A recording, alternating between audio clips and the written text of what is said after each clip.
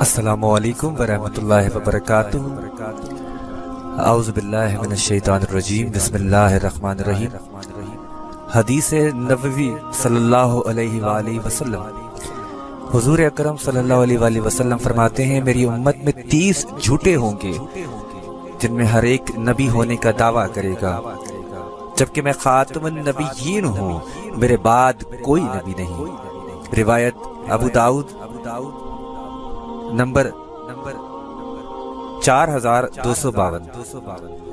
آج کی اس ریکارڈنگ کا مقصد محترم جناب زویب سہروردی صاحب جو کہ لاہور سے وابستہ ہیں، انہوں نے مجھے ایک چیز بھیجی جس میں ذکر تھا کہ قادیانیوں کا قرآن آ گیا ہے، خدا را پلے سٹور پہ جا کے اسے رپورٹ کیجئے۔ تو میں نے خود تحقیق کی اور اسے پایا۔ آپ سب پلے سٹور پہ جا کر لکھ سکتے ہیں دا ہولی قرآن عربک/انگلش، تو چوتھے نمبر پر جس کی ریٹنگ ابھی 4.3 ہے اور بہت تیزی سے یہ قرآن پھیل رہا ہے، اسے شائع کیا گیا ہے۔ اس کا ترجمہ تبدیل ہے، جیسے کہ ہم سب قرآن پڑھتے ہیں جس میں اللہ کے نبی کا آخری ہونے کا ذکر بارہا جگہ آیا ہے، آپ سب جانتے ہیں۔ وہ آیتیں نکال دی گئی ہیں، وہ ترجمہ نکال دیا گیا ہے، آپ اسے دیکھ سکتے ہیں۔ اس کے مؤلف، اس کے لکھنے والے احمدیہ مسلم کمیونٹی والے ہیں، اور یہ بہت تیزی سے اس قرآن کی، جھوٹے قرآن کی ترویج کر رہے ہیں۔ میرے دوستوں، آج وہ وقت ہے، جتنا جلد ہو سکے اس ریکارڈنگ کو پھیلائیے، اپنے دوستوں کو سینڈ کیجئے۔